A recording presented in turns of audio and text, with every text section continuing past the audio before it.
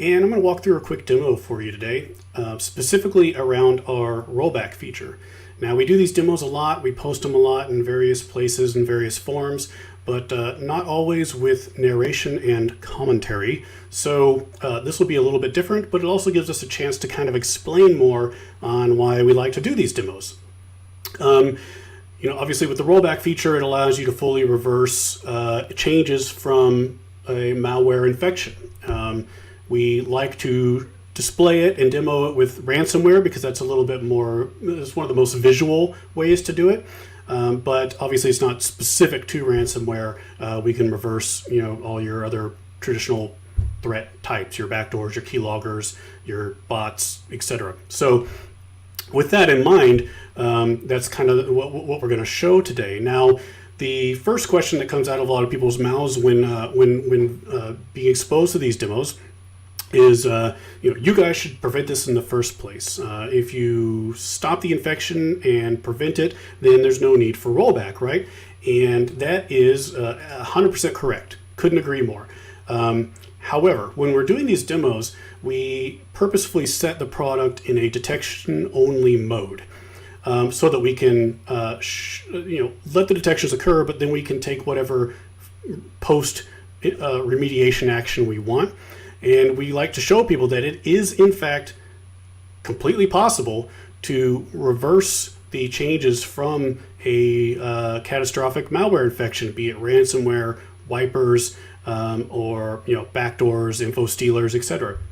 It's very possible, and the way to do it, the way that we're doing it is in fact unique to us, and so we like to show people how it works and just how possible it is to within a few mouse clicks completely reverse a very ugly infection.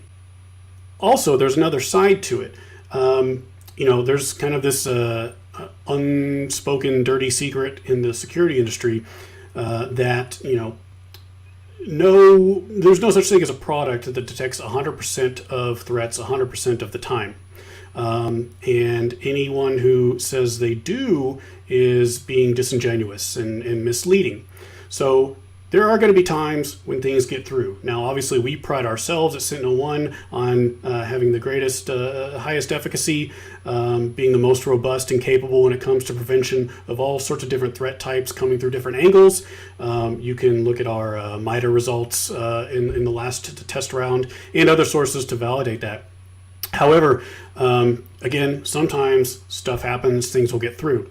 And we actually have the capability in our product to retroactively go back and query the EDR data, find those files or processes that were missed. It's all contextual, and so we can mark those files or processes as a threat and then take remediation action against them. So you can fully roll back or remediate a threat that was missed initially, and that again is something that is unique to us. I'm going to be diving in a lot deeper to that particular functionality, the Marcus threat feature, in the next video I do. But for today, we're just going to focus on running some malware and showing the rollback. And also in doing so, we get to kind of show some of the changes that we've recently made to our management console with regards to threat exploration and forensics and hunting and all that stuff. So that'll be visible as well. So without further ado, what you can see on screen here, I have a Windows 10 host running our agent, the SentinelOne agent, and I've got a password protected archive here with our malware sample. And then behind us, we have the SentinelOne management console, where we'll be able to take whatever actions and see all the various reports and threat details. So for today's purpose, I'm using a slightly new ransomware threat. I'm using Avaddon, which is a new ransomware service that appeared within about the last month. And so, Avaddon, along with lots of other similar ransomware families, are causing lots of havoc lately, and so it's a good timely discussion. We hear all about Maze, Doppelpaymer, Ragnar, Netwalker, etc. This one's very similar. So we'll go through this and we can have a look at how the threat behaves on the endpoint, and then we can take our action as required. And again, I've got the product set in a detection only mode right now, and you'll see that coming up. But let's go ahead and extract our malware here. And you'll see, again, detected immediately, and that is also immediately reflected within the console.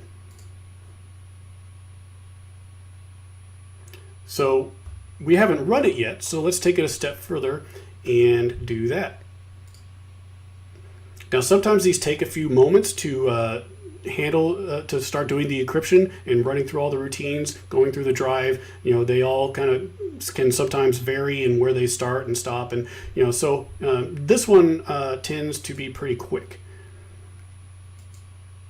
We're already seeing strange prompts, and I've got this directory here full of precious and critical documents, and you can already see that those items are starting to get encrypted.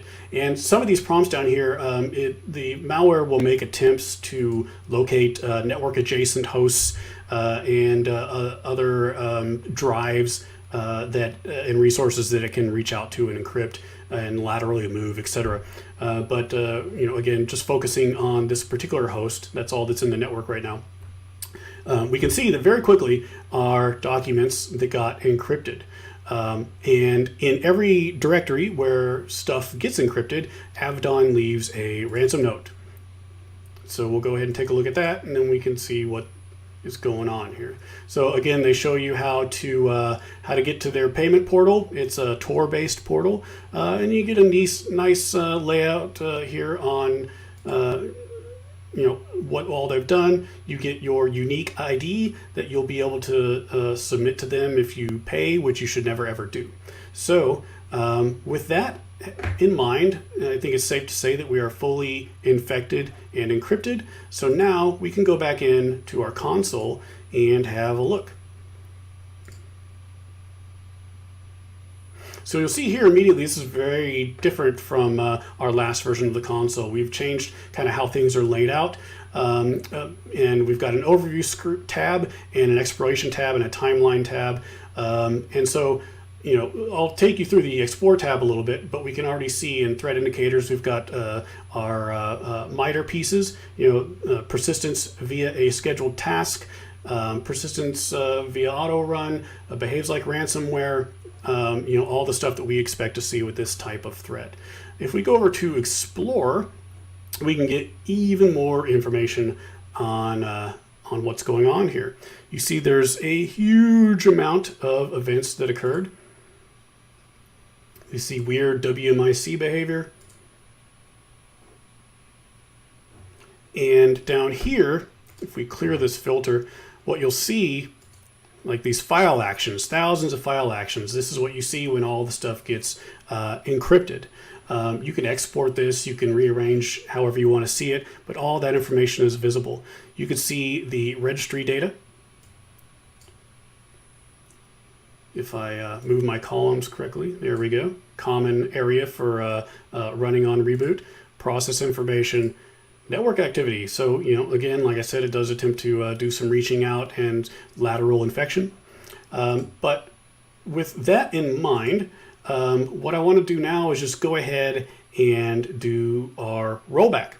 So I'm going to go, you can do this from any screen really. I'm going to go back to overview just to keep things kind of nice and clean. And where we have this now is in this actions button, you can take mitigation action. And here we can just kill the process, in which case it would just kill the process, assuming it's still running. We can quarantine any malicious artifacts. Remediate is kind of kill, quarantine all of below. Rollback is more of the special feature. So we're going to first identify this as a true positive. It's not a false.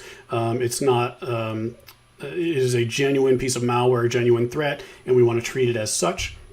And then we'll choose to roll back. Now, you also have the option to add some additional analyst notes here just for good documentation. We're not going to be doing that today, but we've chosen to roll back and we're going to apply. And then we'll go watch that occur on our victim. already you see that stuff is restored. The items that were deposited onto the desktop are gone, and now we can finally see all our documents again. You know, they were encrypted, but now they are not, and we can learn about feeding our cat and all the other critical things that are in this folder. So now if we go back to our console, we can see that we have this threat. It is not resolved in the workflow standpoint, but it has been fully remediated. And so the only step left to do here would be to say resolved.